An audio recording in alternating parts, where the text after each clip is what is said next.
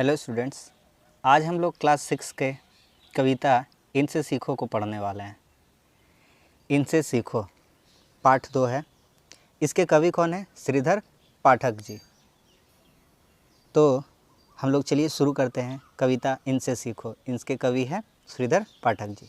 चलिए देखते हैं, इसकी व्याख्या हम देखते हैं।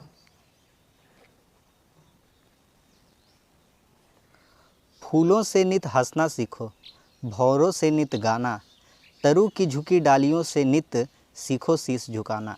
तरु, अच्छा कुछ वर्ड मीनिंग्स मैं आपको बता दे रहा हूँ शब्दार्थ। तरु का मतलब होता है पेड़। तरु का अर्थ क्या होता है? पेड़। फूलों से नित हंसना सीखो, नित मतलब हमेशा, नित मतलब हमेशा। कवि कहते हैं कि हमें हमेशा हंसते रहना सीखना चाहिए। जिस तरह से फूल हंसते, फूल जब खिलता है तो लगता है मानो वह मुस्कुरा रहा हो, तो उसी तरह से हमें भी हमेशा मुस्कुराते हुए रहना चाहिए। भौरों से नित गाना, जिस प्रकार भौरे गुंजान करते हैं, भौरे भ्रमर गीत का गुंजान करते हैं, उसी तरह से हमें भी भौरों की तरह गुनगुनाना चाहिए। जिस तरह से भौरे गुनगुनाते हैं उस तरह से हमें भी हंसते खेलते गाते रहना चाहिए। तरु की झुकी डालियों से नित सीखो शीश झुकाना।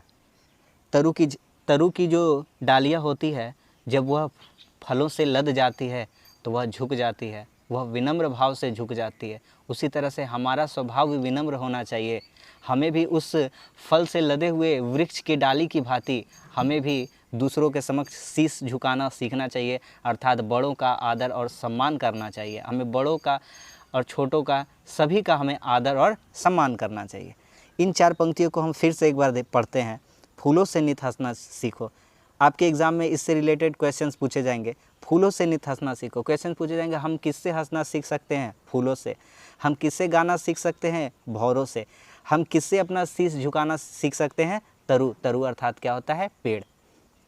तो इन 4 पंक्तियों को हमने देख लिया। अब आगे देखते हैं। सूरज की किरणों से सीखो जगना और जगाना, लता और वृक्षों से सीखो सबको गले लगाना।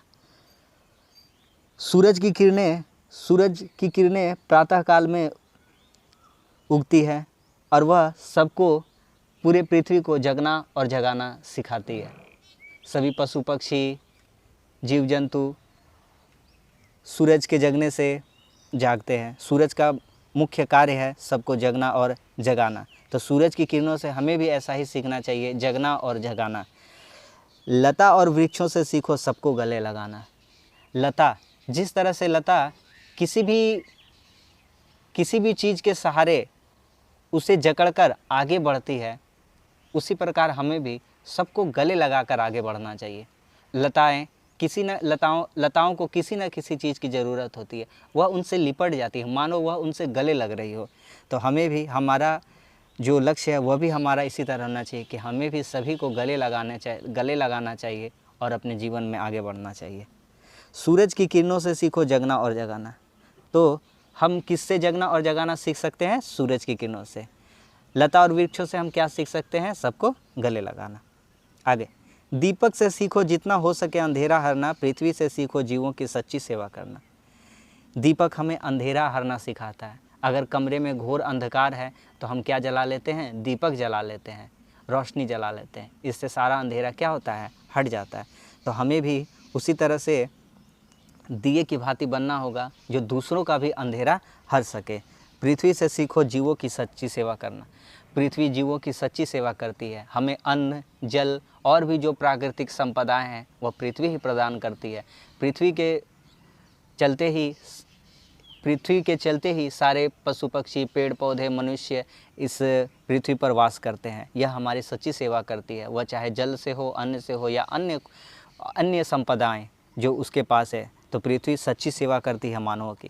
तो हमें भी उसी तरह सीखना चाहिए, दूसरों की सच्ची सेवा करना, चाहे वह मनुष्य हो, चाहे वह पशु पक्षी हो, चाहे वह पृथ्वी का कोई भी, वातावरण का कोई भी कण हो। जलधारा से सीखो आगे जीवन पथ पर बढ़ना, और धुएं से सीखो हरदम ऊंचे ही चढ़ना। जलधारा हमें आगे बढ़ना सिखाती है। जल को हम कभी भी रोक नहीं सकते, जल हमेशा निरंतर आगे की ओर बढ़ता रहता है। उसी तरह हमारा जीवन भी होना चाहिए, वह जीवन पथ पर हमेशा आगे बढ़े। और धुएं से सीखो हरदम ऊंचे पर ही चढ़ना।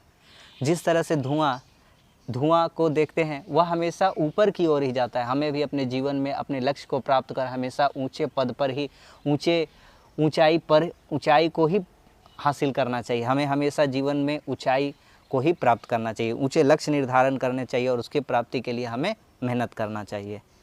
यही हमें सिखाती है। जलधाराएं हमें सिखाती है जीवन पथ पर आगे बढ़ना और धुआं हमें सिखाता है ऊंचे पर चढ़ना। सत्पुरुषों के जीवन से सीखो चरित्र निज गढ़ना। जो सत्य पुरुष हैं, जो सच्चे पुरुष हैं, उनके जीवन से हम अपने चरित्र को कैसे अच्छा बना सकते हैं यह हम उनसे सीख सकते हैं। महात्मा गांधी, नेताजी सुभाष चंद्र बोस, रविंद्रनाथ टैगोर, बहुत सारे आपके सामने उदाहरण हैं जो आप उनके जीवन से प्रभावित होकर उनके जैसा बनने का कुछ प्रयत्न कर सकते हैं और देश के विकास में एक महत्वपूर्ण योगदान दे सकते हैं। चाहे वह किसी भी क्षेत्र में हो, मनोरंजन के क्षेत्र में हो, खेल के क्षेत्र में हो, देश सेवा के क्षेत्र में हो, किसी भी क्षेत्र में हो, आप देश की सहायता कर सकते हैं और अपना चरित्र खुद गढ़ सकते हैं। अपने गुरु से सीखो बच्चों उत्तम विद्या पढ़ना, और अपने गुरु से आप हमेशा यह कोशिश करें कि आप उत्तम विद्या उस गुरु से प्राप्त कर सकें। तो सत्पुरुषों के जीवन से निज चरित्र मतलब अपना चरित्र हम गढ़ना सीख सकते हैं और अपने गुरु से हम क्या सीख सकते हैं, उत्तम विद्या पढ़ना। तो आज के पाठ में इतना ही। इससे रिलेटेड मैं क्वेश्चन आंसर देख लेते हैं। इससे रिलेटेड क्वेश्चन आंसर हम लोग, फूलों से हमें क्या सीखना चाहिए? तो फूलों से हमें हंसना सीखना चाहिए। दीपक हमें क्या सिखाते हैं? अंधेरा हरना सिखाते हैं। पृथ्वी हमें क्या शिक्षा देती है? सच्ची सेवा करना। झगड़ा करना नहीं होगा, कष्ट सहना नहीं होगा, इनमें से कोई नहीं, सच्ची सेवा करना होगा। पेड़ की झुकी डालियाँ हमें क्या सिखाती है? पेड़ की झुकी डालियाँ हमें शीश झुकाना सिखाती है। सूरज की किरणें हमें क्या शिक्षा देती है? जगना और जगाना शिक्षा देती है। हमें अपने गुरु से क्या सीखना चाहिए? हमें अपने गुरु से उत्तम विद्या पढ़ना सीखना चाहिए। हमारा चरित्र कौन गढ़ता है? हमारा चरित्र सत्पुरुष गढ़ते हैं। ठीक है। यहाँ पर्यायवाची शब्द दिया गया है। फूल का जानते हैं, पुष्प, सुमन, कुसुम। भौरा का क्या होता है? अली, भ्रमर। वृक्ष का होता है, वृक्ष का पेड़ होता है, तरु होता है, विटप होता है।